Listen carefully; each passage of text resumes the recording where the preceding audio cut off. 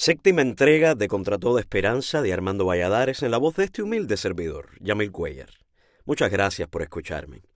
Están disfrutando no de una novela ni tampoco de una obra de ficción. Es el testimonio verídico de un superviviente de las cárceles castristas, llenas todavía hoy con más de 1000 presos políticos. Y si a alguien le queda alguna duda, bueno, pues esto sería muy fácil de verificar porque ahí está la información, pueden buscar incluso los nombres de todas las personas que aquí se mencionan y se mencionarán nombres reales, muchos ya han fallecido por supuesto, otros aún viven.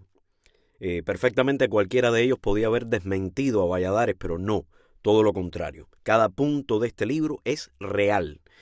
Te recuerdo que Contra Toda Esperanza fue un bestseller en el año 1985. Ha sido traducido a varios idiomas y tengo la inmensa dicha de anunciarte que en próximos días se publicará una edición conmemorativa por el 40 aniversario de su publicación, disponible en Amazon. Ya les avisaré cuando esté listo, así que estén atentos, por favor. Debo de decir también, antes de empezar, y en esto me dirijo sobre todo a mis contertulios no cubanos, este libro, como muchos otros, está completamente prohibido en Cuba. Si te agarran con un ejemplar en las manos, pues vas preso, preso de cabeza. Existe toda una literatura cubana, qué cosa más interesante, que el pueblo cubano desconoce por completo. Son libros vetados, prohibidos, escritos desde el exilio, como las novelas de Zoe Valdés, por ejemplo, Cabrera Infante, muchos más. Los libros de Reinaldo Arena, ninguno de ellos se puede publicar en Cuba, ni los puedes tener en Cuba. Antes que anochezca, prohibido.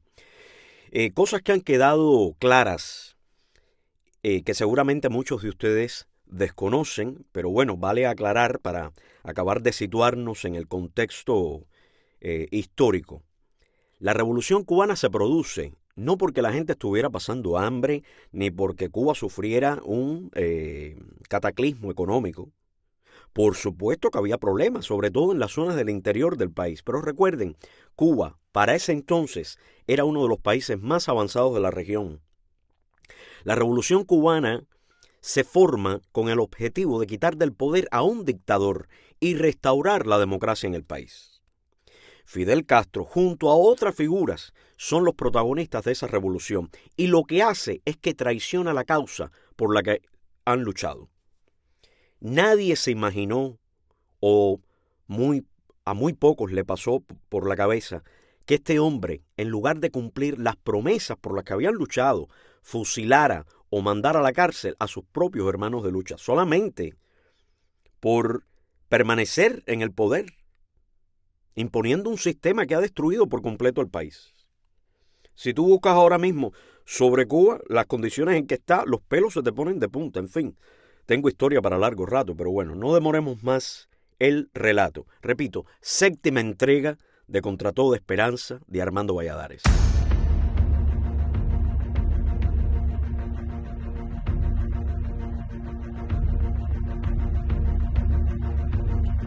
Alcanzamos el capítulo 12 de la obra, titulado Sobre un polvorín.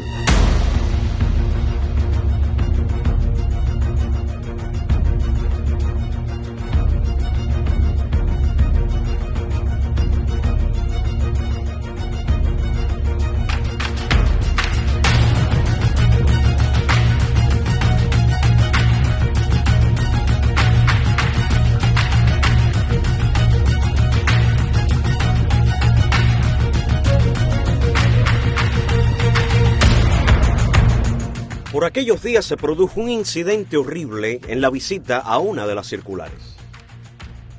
De las piezas de artillería emplazadas en lo alto de las lomas, una fue disparada accidentalmente y el proyectil le arrancó una pierna a una mujer que visitaba a su hermano.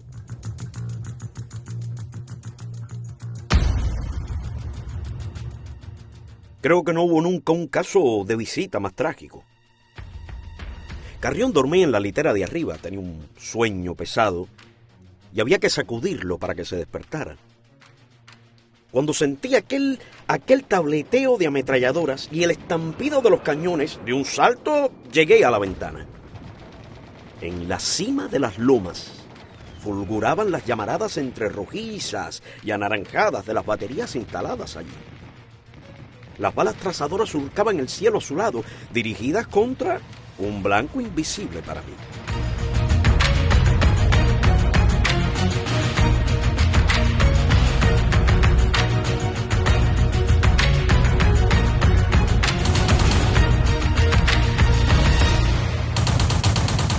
Sacudí a Carrión por un pie y me precipité escaleras arriba, al 6º piso, para ver mejor de qué se trataba. En la circular, la alarma era general y la confusión tremenda. ¡Nos están atacando a nosotros!, gritaban algunos. ¡Nos tirotean!, decían otros. Pero indudablemente no era la circular el objetivo de aquellos proyectiles. Llegué al 6º piso. Muchos miraban por las ventanas, subidos en latas, en catres, o alzándose en las puntas de los pies y con las manos cogidas a los barrotes. Al este del presidio, casi sobre nosotros, estallaban los obuses antiaéreos en unos hongos de humo negro, y entre ellos se paseaba lentamente un avión bombardero B-26.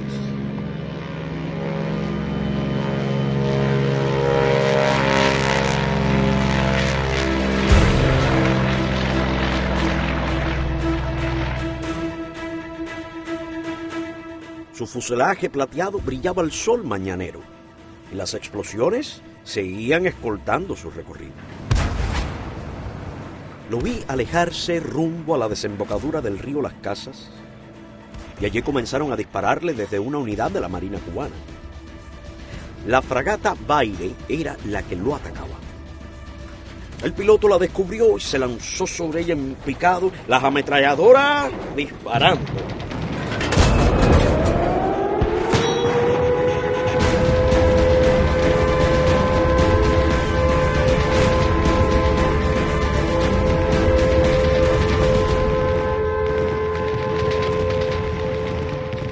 Yo veía todo aquello como se ve una película en un cine.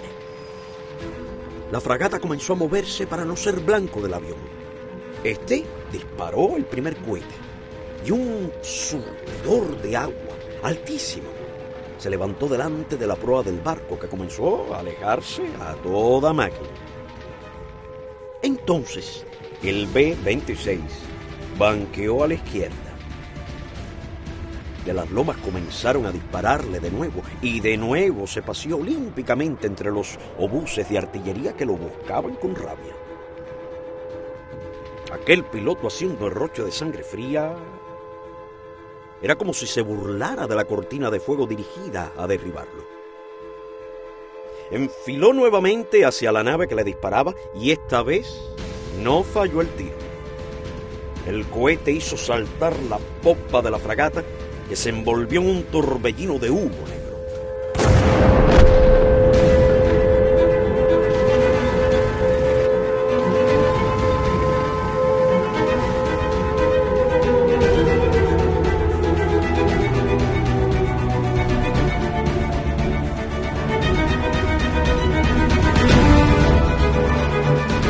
El avión se alejó entonces, rumbo al noroeste.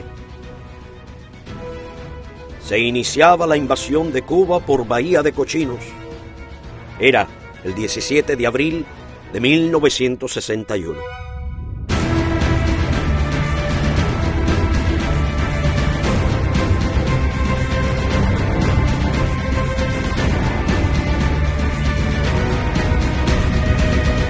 Aquel hecho produjo una excitación extraordinaria entre los presos.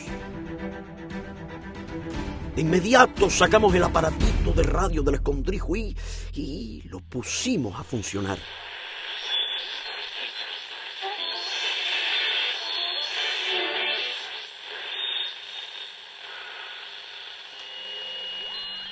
Cuanta idea pudiera ocurrírsele a alguien era expuesta con vehemencia. De pronto, camiones militares se desplegaron en zafarrancho de combate alrededor de las circulares y las tropas que transportaban, milicianos en su mayoría, se bajaron disparando hacia las ventanas. Un grupo llegó al rastrillo. No había nadie en la planta baja. Metieron las bocas de las metralletas por entre los barrotes y dispararon varias ráfagas que rechinaron en la torre y aún rebotaron en los hierros y barandas. Me lancé al suelo de cabeza y aunque no tuve tiempo de mirar, estoy seguro que los demás hicieron lo mismo. La circular fue rodeada por completo. Llamaron entonces al mayor Lorenzo al rastrillo. Hasta el 6º piso llegaban los gritos desaforados de los oficiales y las órdenes que debía transmitirnos nuestro compañero. Señores, de orden superior que tienen instrucciones de disparar a los que se asomen a las ventanas. Si alguien tiene ropa tendida por fuera, que la recoja de inmediato. Van a dar 3 minutos para eso. Luego de esos 3 minutos, ni se acerquen, que dicen que van a tirar. Así que ya saben. Lorenzo subió y en el 3er piso lo acosamos a preguntas. Queríamos saber si habían dicho algo más. El preso tiene esa tendencia. Hurga a ver si algo faltó, si no se escapó algún gesto que pudiera tener una significación. Pero esta vez no había absolutamente nada.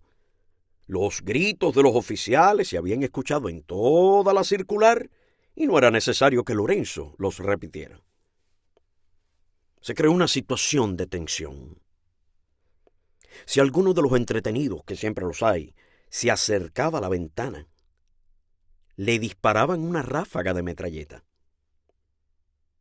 Allá afuera, mirando hacia arriba, los guardias parecían perros de caza.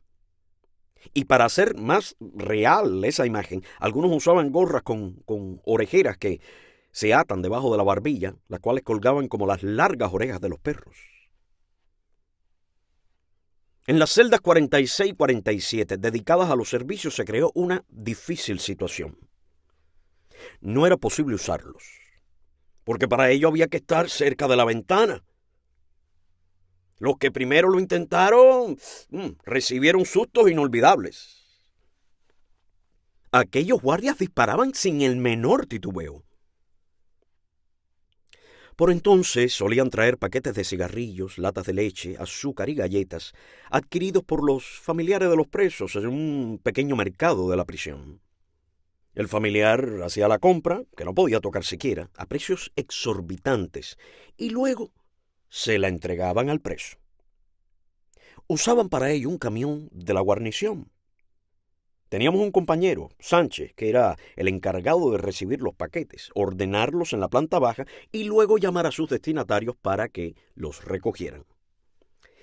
Esa tarde, luego del almuerzo, un camión tapado con una lona, con varios soldados armados encima de él y escoltado por 2 vehículos, culateó frente al rastrillo. Alguien, como un chiste, gritó: «¡Sánchez, los paquetes!». Pero no eran los paquetes. Al menos no para consumo nuestro, aunque sí estaban dedicados a nosotros. Eran cajas de cartuchos de dinamita de fabricación canadiense. Los militares, dirigidos por el comandante William Galvez, comenzaron a descargar la terrible mercancía.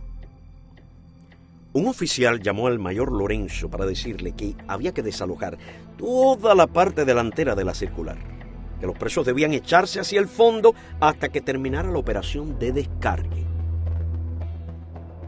La dinamita fue depositada en el sótano.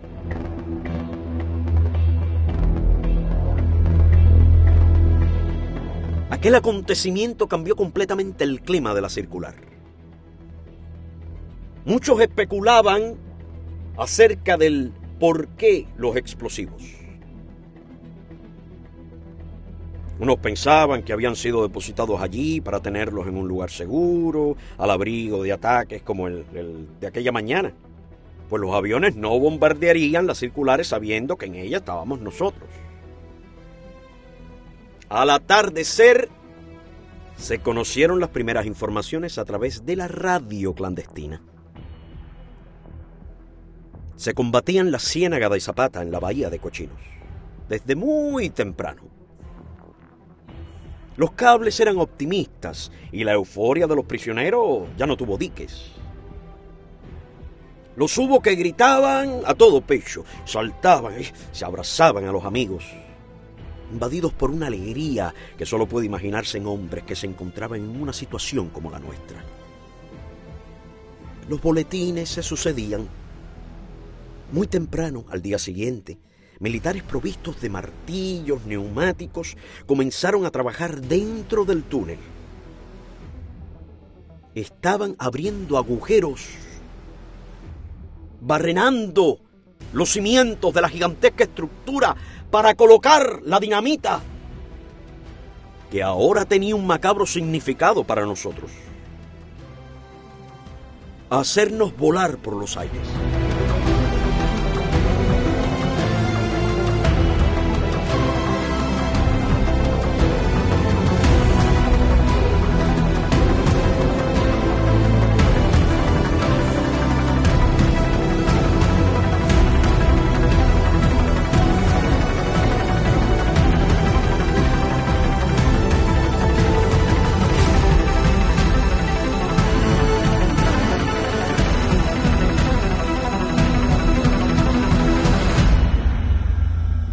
Militares que perforaban, llegaron los técnicos en explosivos y vimos descargar las cajas de los detonadores, los rollos de mecha y todos los equipos usados para provocar la explosión.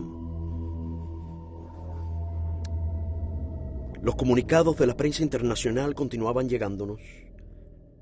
Los compañeros que manipulaban el aparatito de radio no descansaban, casi no durmieron en 2 días.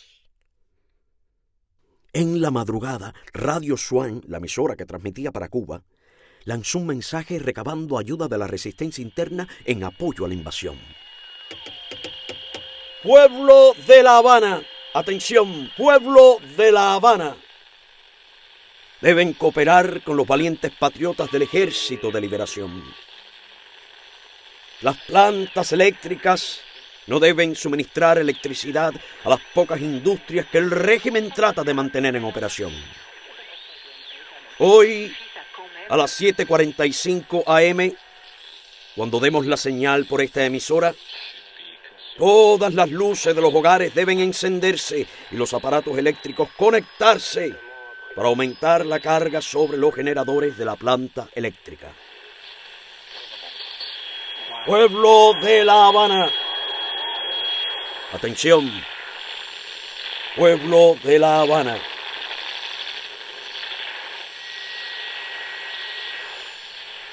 Otros cables decían que las fuerzas invasoras, arrollándolo todo a su paso, se acercaban triunfantes a La Habana. Era falso, y la invasión fue derrotada. Castro, el mismo que había declarado 1000 veces que no era comunista y que la revolución era más verde que las palmas, se despojaba del disfraz con que engañó a tantos y proclamaba la verdadera naturaleza de la revolución, la que tuvo siempre, la del totalitarismo.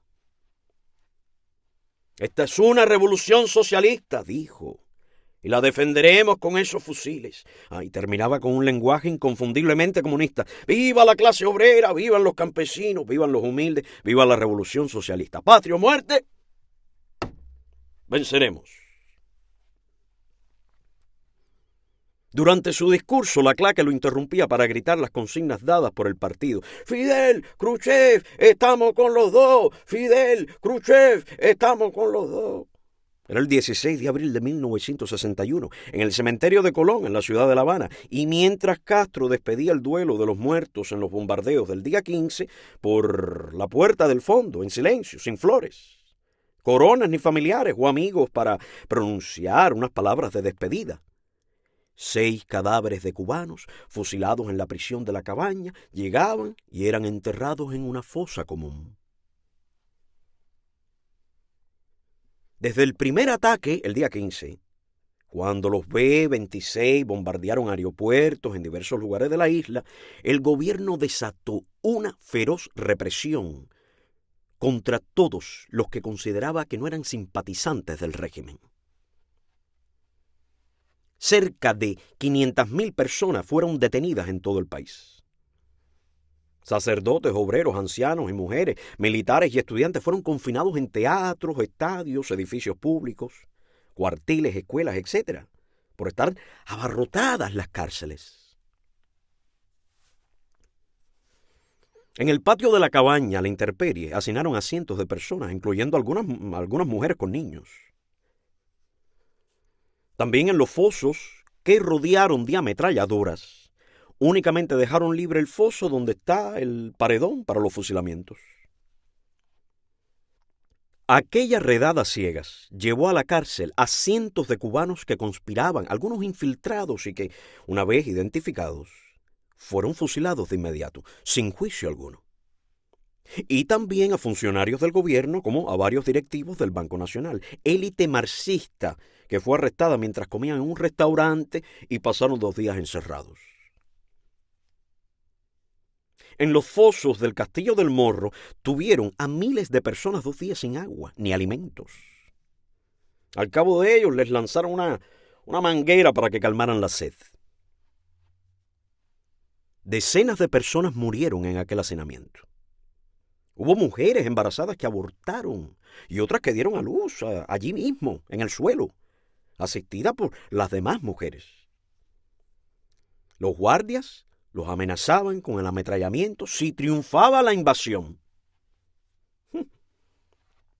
El Teatro Blanquita, el mayor de Cuba, se convirtió en un gigantesco presidio que albergó a más de 8.000 personas.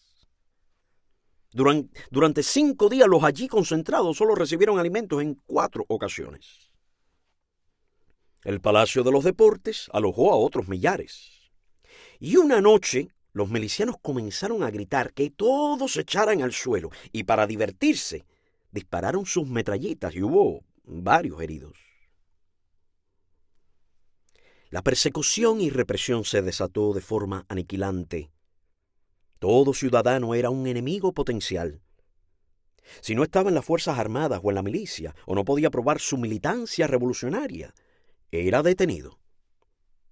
Jorge Rodríguez y Jesús Casay, jóvenes revolucionarios que habían luchado por una verdadera democracia, caían abatidos por miembros de la policía política en plena calle, delante de varios testigos que certificaron que sus agresores no hicieron siquiera el intento por detenerlos. Marcial Arufe y su esposa Digna, recién casados, pasaban su luna de miel en un apartamento de la barriada de Llullanow, en La Habana. La policía política tocó a la puerta y al abrirles, los ametrallaron. No hay datos de cuántos fueron fusilados en aquellos días en toda la isla. Pero los pelotones de ejecución funcionaron en el regimiento de Pinar del Río, en la base de San Antonio de los Baños, en el Morro, en la Cabaña, en el castillo de San Severino en Matanzas, en la Campana, en Camagüey y en Oriente. Esta vez ni siquiera metieron los cadáveres en caja, los desnudaban e introducían en sacos de nylon y así los enterraban.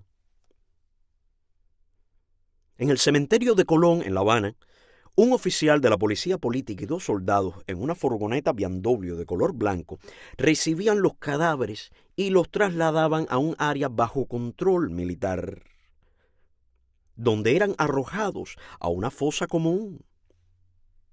Juan Hernández, uno de aquellos militares, cayó después preso, acusado de conspiración, y nos lo contó con detalles.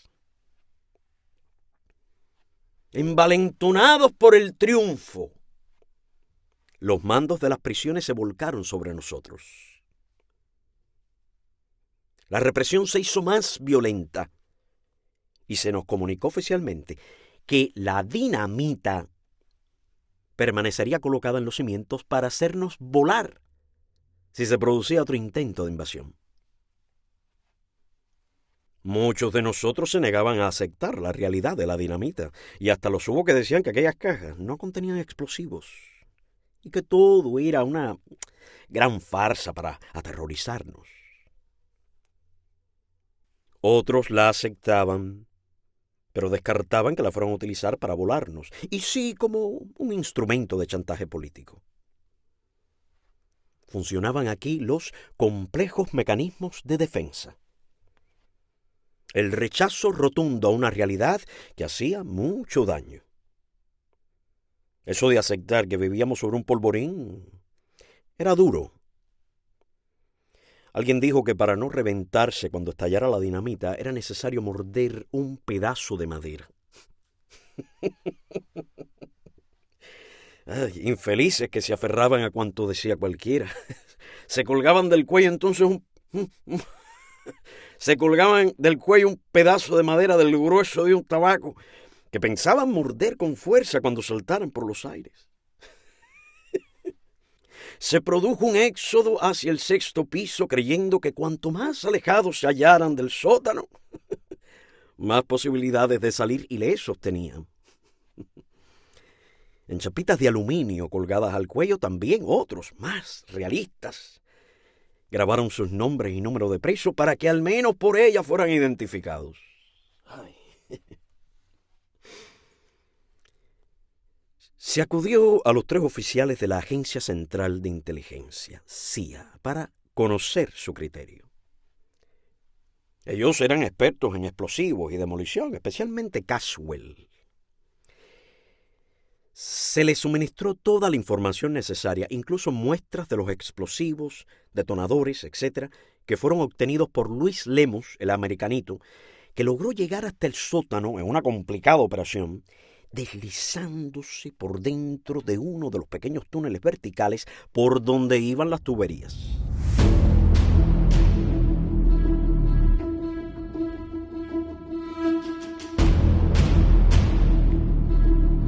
Los 3 especialistas norteamericanos llegaron a la conclusión de que todo estaba listo para hacernos volar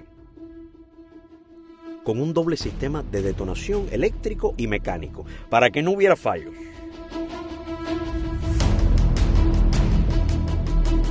Había suficientes explosivos para hacer añicos el edificio. Y lo mismo sucedería con las otras circulares que fueron dinamitadas el mismo día.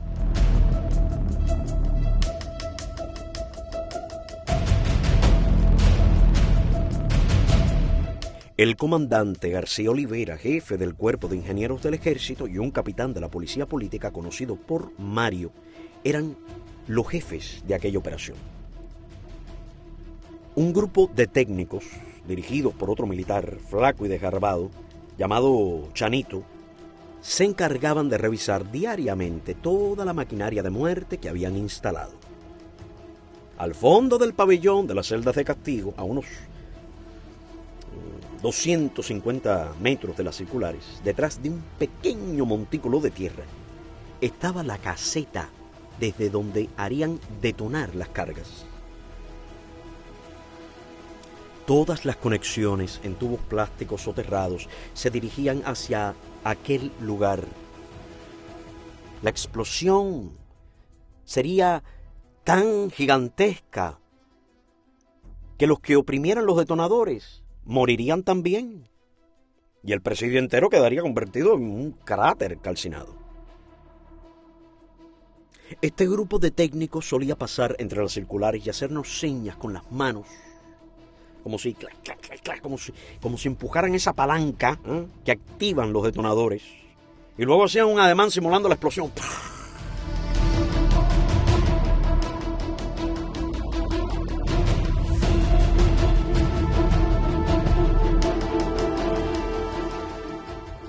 ¿Qué sentirían aquellos militares que tenían la misión de asesinar a 6.000 presos? Su sadismo los señalaba como verdaderos enfermos. Años más tarde supimos que 2 de ellos terminaron en un manicomio que tiene el Ministerio del Interior para sus miembros. Allí aíslan a los elementos militares para que nadie pueda saber los horrores que los enloquecieron. Una mañana, varios camiones con algunos soldados y los técnicos empezaron a bajar cajas y a sacar otras del sótano. Cambiaron la dinamita por un explosivo más poderoso y más seguro, ya que no estalla por simpatía, sino con una carga inicial de otro explosivo. Rellenaron la torre del patio con 1 tonelada de TNT, convirtiéndola así en un gigantesco petardo de grueso concreto, cuya explosión generaría calor, dispersaría metralla y produciría una onda expansiva más que suficientes para matarnos a todos. La torre llegaba hasta la altura del 4.º piso. Un grupo de los nuestros, expertos en explosivos, se dedicó a la tarea de organizar equipos para intentar hacer algo que pudiera anular los planes de volarnos que tenían las autoridades. Estos equipos no eran conocidos por todos. Se trabajaba secretamente y se consiguió una discreción total en cuanto a las operaciones que se realizaban. Toda la energía se concentró en desactivar los explosivos. Hasta los delatores cooperaron, seguros de que también ellos volarían como los demás, pues los comunistas no iban a sacarlos cuando decidieran matarnos. No obstante, se tomaron medidas de seguridad interior y un grupo de compañeros fue nombrado para leer todas las cartas que, una vez por mes o cada 45 días, nos permitían escribir para evitar que alguno de los confidentes pudiera informar lo que se estaba haciendo. El americanito seguía explorando el sótano. Subió muestras de las mechas que habían quedado abandonadas allí y dibujó planos con la colocación de las cargas. El sistema mecánico, con una mecha llamada Primacor o cordón detonador, fue el primero que se desactivó. Los encargados de la tarea hicieron un trabajo impecable. Se sabía que los técnicos, para comprobar la continuidad de la mecha, simplemente la tomaban por sus extremos y tiraban de ella. Si se ponía tensa, consideraban que estaba intacta, que no había sido cortada. Esta mecha es como una manguerita hueca recubierta de un forro que le sirve de aislante y adentro va rellena de TNT en polvo. Nuestro equipo de desactivación le hizo un corte por debajo, sacándole el polvo en 1 o 2 pulgadas del trayecto. Limpiaron bien este espacio y en él colocaron un tubito cilíndrico del mismo diámetro que la mecha. Luego cosieron con cuidado el corte y como la mecha estaba en el suelo polvoriento, le aplicaron un poco de esta tierra a la costura. Así quedó perfectamente disimulada la alteración. El día que activaran esta mecha, su recorrido quedaría interrumpido y no llegaría a los detonadores.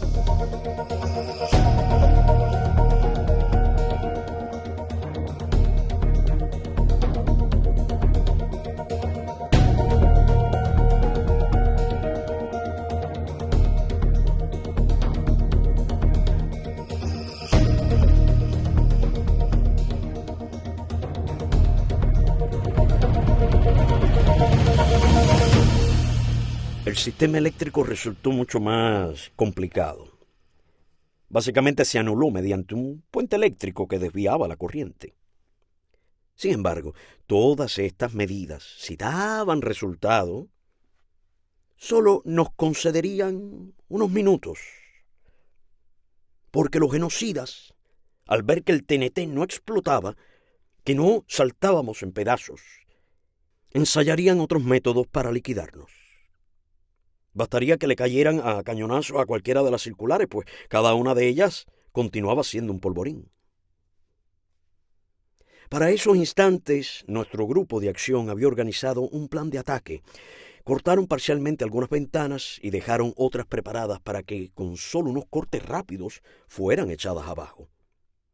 Se quitó la tapa de una de las entradas de los tragantes de casi 1 metro cuadrado y allí se excavó un túnel que pasaba por debajo de los cimientos y salía varios metros de la circular, aunque la tierra a la salida no había sido removida todavía. Muchos de los cartuchos de TNT fueron vaciados a medias y se fabricaron granadas de tecnología casera con unas mechas construidas con cabezas de fósforos. Aunque todo el trabajo en nuestra circular resultara eficiente, correcto, si no ocurría lo mismo en la de al lado, de nada serviría. Bastaría que uno de aquellos polvorines estallara, ¡bam!, para que la circular contigua también lo hiciera. Nadie podía determinar si la labor realizada rendiría el resultado previsto. En lo que sí no hay duda era en la intención criminal de hacer volar en pedazos a miles de prisioneros políticos. Después de 1000 trabajos logramos denunciar en el exterior lo que se pretendía. En Miami se publicaron artículos acerca de los monstruosos planes del gobierno. Pero todas nuestras peticiones y las de nuestros familiares ante los organismos internacionales, especialmente la Comisión de Derechos Humanos de la ONU, fueron inútiles. Nadie prestó atención a aquel acto de barbarie que planeaba el gobierno cubano. No se levantó una sola voz de protesta. Los primeros ministros de la Europa civilizada se abrazaban con Castro y le enviaban millones de dólares. El gobierno mexicano, conocedor de los hechos, daba la callada por respuesta, y su embajada en La Habana se convertía en una trampa de la policía política, en la que ingenuamente caían los que pensaban encontrar asilo, pues eran entregados por los diplomáticos mexicanos. Como sucedió con mi compañero Reinaldo Aquit. En 1966 logró escapar espectacularmente de los campos de trabajo forzados y el agregado cultural lo entregó a las autoridades. Conocí muchos otros casos como el de él.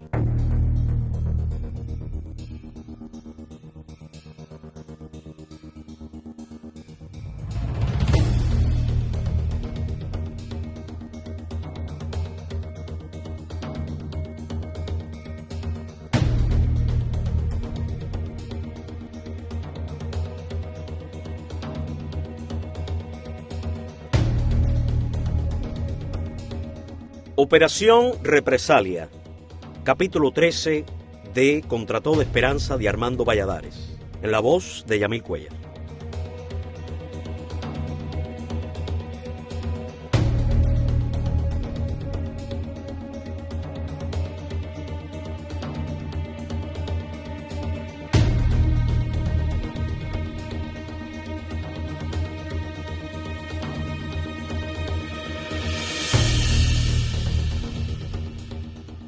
Las condiciones se hicieron más severas después del fracaso de la invasión por Bahía de Cochinos. La privación de alimentos se acentuó. Llevaban entonces unos tanques de agua grasienta con algunos tubérculos, papas, calabazas, boniatos, frecuentemente sucios y podridos.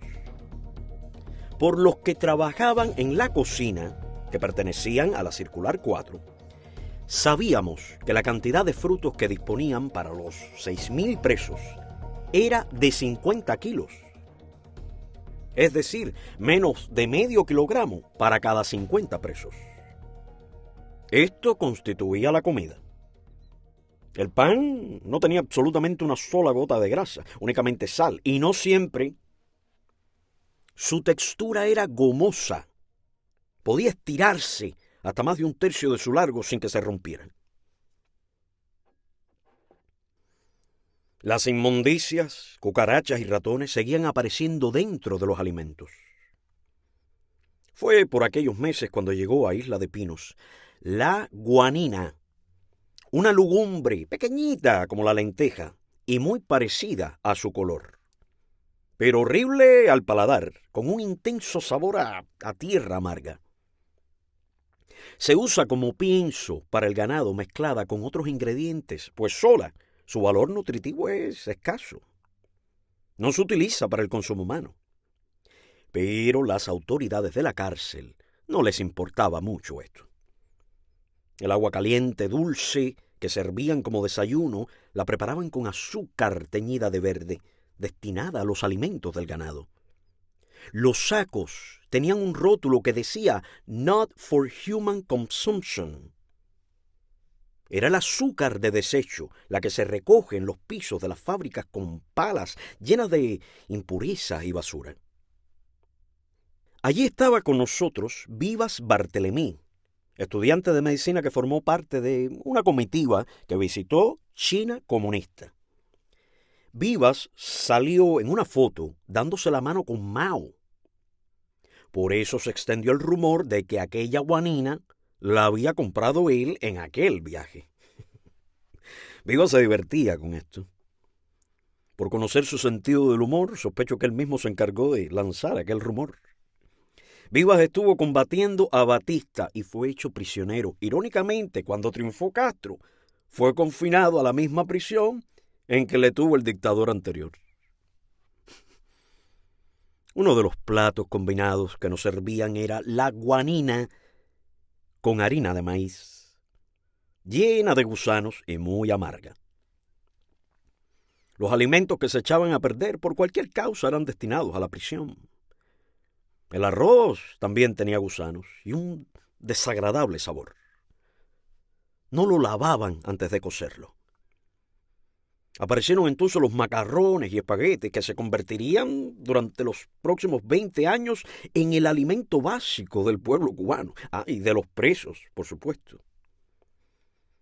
Pero no se piense en un sabroso plato de macarrones a la italiana. Los que servían en la cárcel eran hervidos con un poco de sal, hechos una torta y sin absolutamente nada más. Para servirlos había que cortarlos en trozos y para poder tragárselos, agregarles un poco de azúcar. La venta que nos hacían de aceite, especias y sal fue suspendida. La ausencia de proteínas era total. La monotonía de aquella dieta carente de vitaminas y demás elementos necesarios al organismo tendría consecuencias más adelante. Cuando la avitaminosis y la hipoproteinemia dejaran sentir sus efectos. Nos llamaron en grupos de 25 para conducirnos al archivo instalado en la parte posterior del edificio 5. Unas escaleras y un salón amplio. Me raparon, tomaron mechones de pelo de las sienes y estamparon mis huellas digitales en varias plantillas. Desnudo, me revisaron el cuerpo buscando tatuajes, marcas o cicatrices que pudieran servir un día para identificarme. Luego me fotografiaron y me dieron el número de preso. 26.830. En lo adelante, ya el nombre nada significaría para la guarnición y pasaría a ser, como los demás, un número. Se produjo un incidente porque había que firmar una tarjeta autorizando a la dirección del penal a que abriera y leyera nuestra correspondencia. Alguien se negó y mandaron a buscar la guarnición. A golpes le obligaron a firmar. Hubo un preso al que ni aún así le hicieron firmar la tarjeta aquella. Se llamaba Mitre, era tranquilo, sereno, pero de una voluntad indestructible. Saberse viviendo sobre un colchón de explosivos destrozó los nervios a numerosos presos y actuó como factor desencadenante para que otros enloquecieran por completo, atrapados por un pánico animal. 2 noches fuimos despertados por los alaridos desgarradores de presos que se lanzaban al patio desde el 6º piso. Uno de ellos hacía 2 años que estaba en aquella cárcel. El otro había llegado en las últimas cordilleras procedentes de la provincia de Oriente.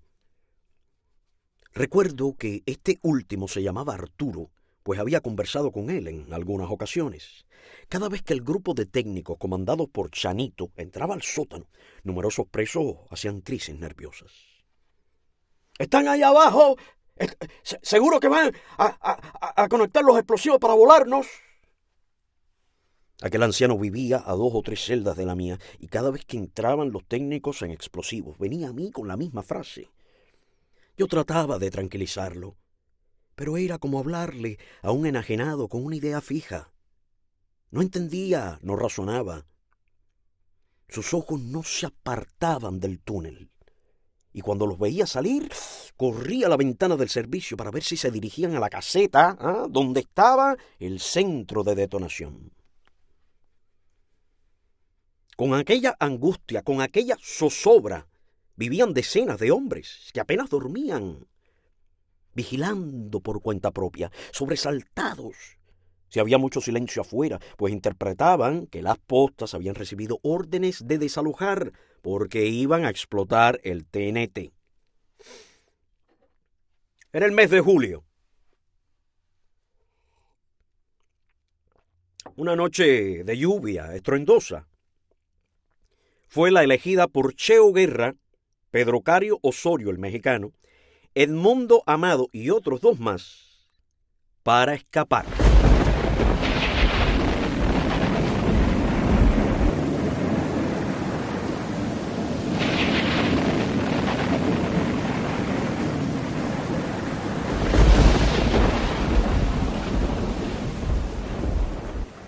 Era el mes de julio. Una noche de lluvia estruendosa fue la elegida por Cheo Guerra, Pedro Cario Osorio, el mexicano, Edmundo Amado y otros dos más para escapar. Cortaron una ventana que daba al hospital. La lluvia caía a cántaros y con un ruido ensordecedor. En estas condiciones, los reflectores eran inútiles, pues la cortina de agua interrumpía la luz que proyectaban. Lograron bajar sin inconvenientes, pero no pudieron alejarse más que unos metros. Un intenso tiroteo, apagado un poco por el sonido de la lluvia, dio la alarma y fueron capturados.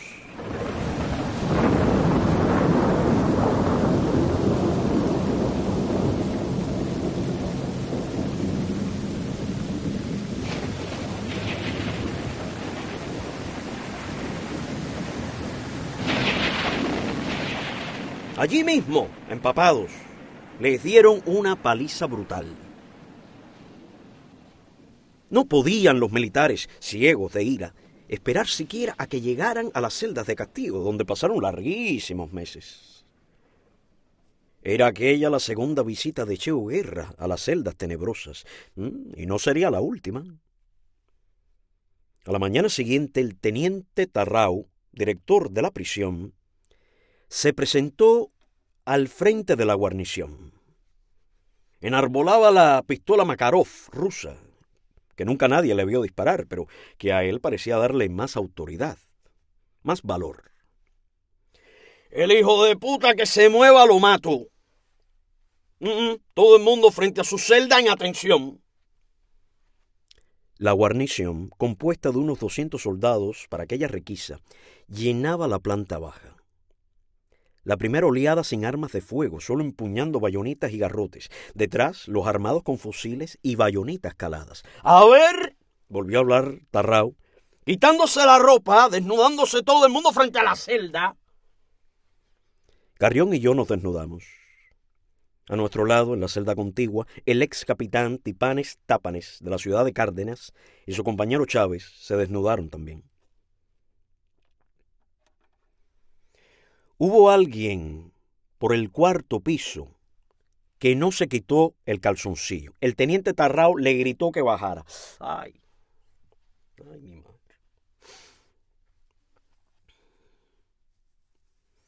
La tensión se hizo todavía mayor, más angustiosa y expectante. Miles de ojos estaban fijos en aquel hombre que iba bajando las escaleras lentamente. En la mente de todos, si pensaban como yo, se abría la misma interrogante, que era además como una súplica para la que no había ya tiempo. ¿Por qué no te quitaste el calzoncillo como todo el mundo? Al llegar a la planta baja, el propio Tarrau lo empujó. Un grupo de guardias se le echó encima. El preso forcejeó, pero solo unos segundos. La lluvia de golpes lo aniquiló y, tambaleándose con dificultad para andar, fue sacado rumbo a las celdas mientras le hacían trizas el calzoncillo. No había llegado aún a la puerta del rastrillo cuando ya iba desnudo. Se levantó un murmullo de protesta, de indignación en toda la circular. Tarrao rastrilló la pistola y los guardias apalancaron los fusiles. Los de la torre también accionaron las metralletas apuntando a los presos frente a las celdas. El poder de persuasión de los fusiles hizo el silencio. Supe después que aquel hombre no había querido quitarse los calzoncillos porque cuando luchaba en las montañas junto a Fidel Castro, una mina enemiga le arrancó de cuajo el miembro y le destrozó un testículo. El espectáculo era impresionante. Mirar era hasta el momento lo único que podía hacerse.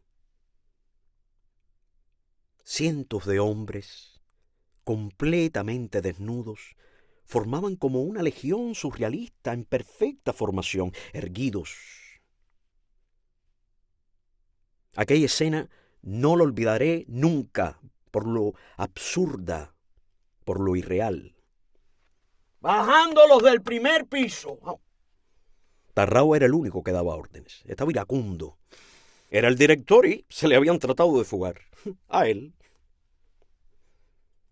Los presos comenzaron a descender y les ordenaron que se colocaran de frente a la pared, junto a los lavaderos. Al azar, algunos fueron golpeados y empujados. Cuando todos estuvimos abajo, la guarnición subió a las celdas. 5 o 6 horas más tarde, estábamos todavía de pie. Los tobillos y piernas de varios ancianos se inflamaron.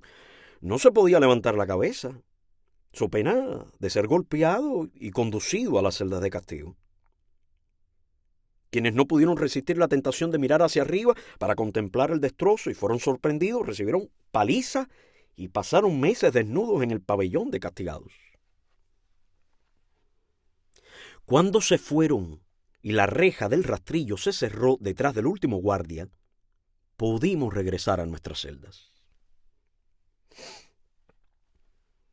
Los 1000 y pico de presos desnudos llenaron las escaleras, todos ansiosos por ser los primeros en llegar.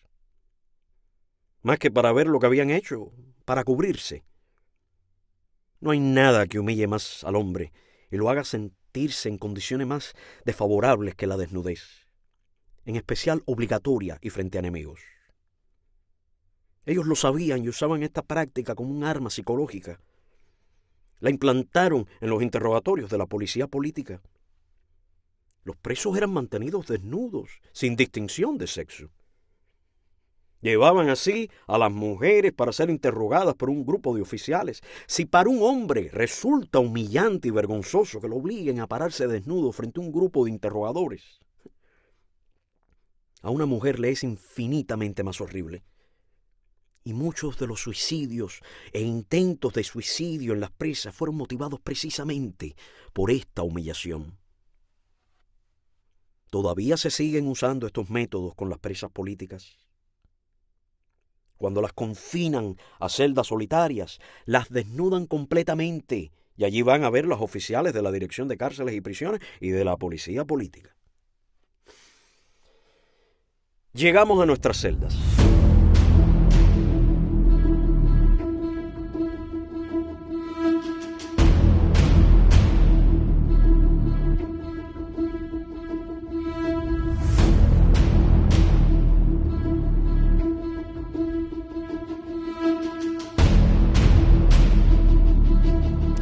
Amigos y amigas, muchísimas gracias por acompañarme hasta este punto de la lectura.